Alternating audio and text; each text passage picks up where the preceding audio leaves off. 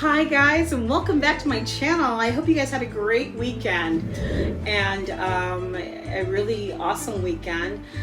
Oh gosh, today I wanted to do something really just more interesting as far as giving you a little bit of a mini artist studio tour.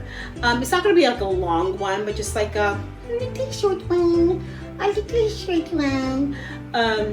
Yeah, just kind of give you like the just like a general view of my space, my art space, so to speak. And yeah, I think that would be good. And I think something is running in the bathroom. Can you give me a moment?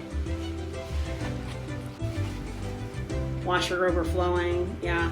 So I just want to do like a mini little artist tour of my space, my utensils, my pencils, my paint, my brushes, yeah, all of that, and just kind of give you like an idea of what my daily routine and what my materials that I use and what that's like on a daily basis. So here we go.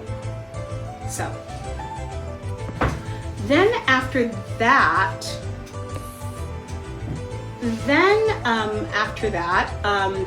I'm going to show you the continuation of the second part of my digital painting that I started last week of my fantasy environmental landscape and versus my oil painting that I'm also working on. So that's coming up soon. So here is the studio tour. Okay, so here is the back wall of my studio. I apologize for the small the space. It's not too small. My studio is not too small, but I feel like I can actually do better with like a larger space. But I'm working with what I have for the season. This room actually happened to be a used to be my kids' playroom, but it no longer is. It's my studio. So let's just really quickly, as you can see here, I have my pencil, caddy. This is my pencil caddy. These are my drawing pencils that I actually use. These are my charcoal drawing pencils and my graphite drawing pencils. I have a number 2 pencil that I like keeping in there. My, pen, ballpoint pen.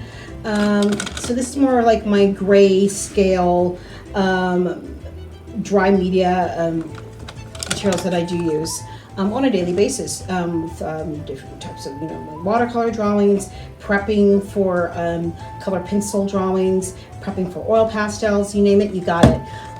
Moving on to this, my color pencil. I apologize. This actually is my Bluetooth microphone. This is a multitask desk. I will tell you, it is a multitask desk. My color pencil CADs are in there. There's lots of them. Lots of color pencils, as you can see.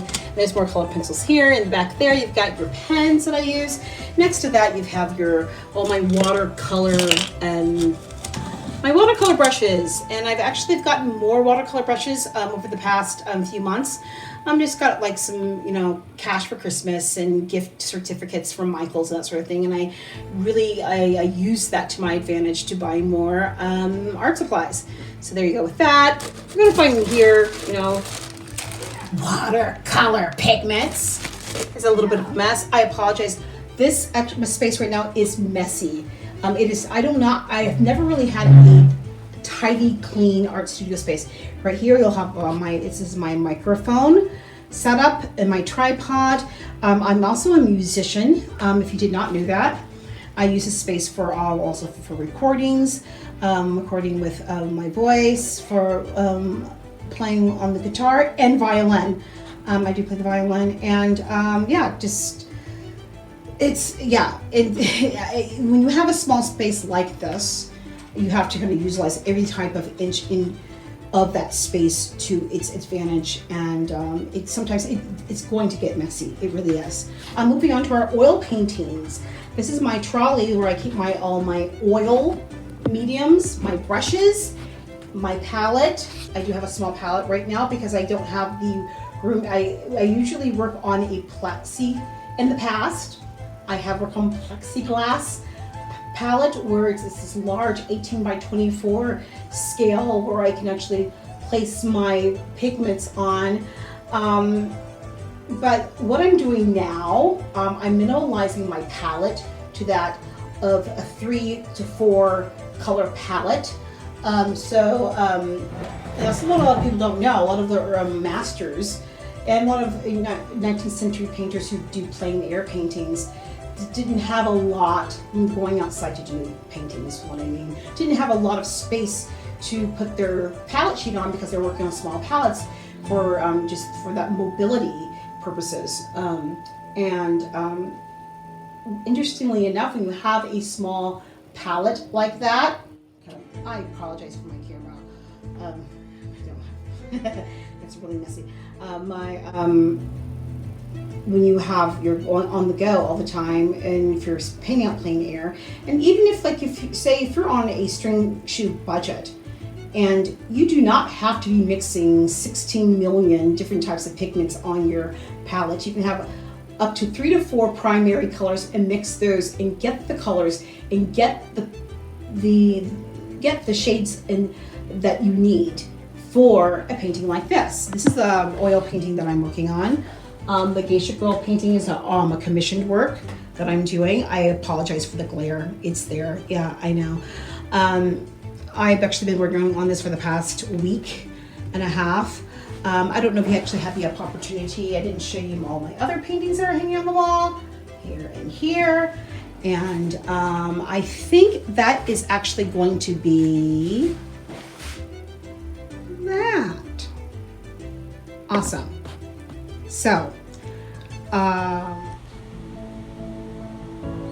hi guys, and welcome back to my channel. I hope you've had a great weekend, and today we're going to be finishing up a couple of my tutorials, my digital painting of my environmental landscape, and versus my oil painting that I'm currently working on. And for the past few weeks, I've been actually putting up a new batch of videos that of like an animation of my digital painting works versus my studio works, whether that be traditional oil painting, drawing, and watercolor, whatnot, etc. And I've been actually enjoying this process, and just you're seeing like the dichotomy of two different types of mediums, digital versus traditional medium. And I like that dynamic, and I'm hoping you actually are enjoying it as well. For this particular work that I'm working on now, this environmental landscape, I'm very, very new to environmental landscape, and I don't know if you know that, but more of my background and recent works in my portfolio have mainly been that of portraits, figurative works, painting. And if you go on my Instagram account, on one of my Instagram accounts, I have about 4 or 5 different Instagram accounts, that because I had to break them up to focus particularly on I did it better. It was for the algorithm stakes, because what it was doing, what my Instagram was doing to my algorithm, is just having all of my mediums in one place was not doing me any good, and it wasn't doing the account any good. So I had to split it up into my drawing account, digital drawing, painting account, my music account, and painting account, and so on. And so, as you can see here, for this is actually part 2 of this painting that I am doing. I started it last week, and I'm tackling more of fantasy concept landscape art. And this one I'm actually doing giants for this series. I'm going to do a few projects of like giant environmental landscapes. And you know what? You can actually blame that on the film Jack and the Giant Killer that I watched 2 weekends in a row with my kids. I love that movie. We actually have HBO Max, and that film actually is on the kids section of, actually it's on HBO Max, but I think we found it in the kids section of the film. But I love that movie, Jack and the Giant Killer. It was maybe back in 2013.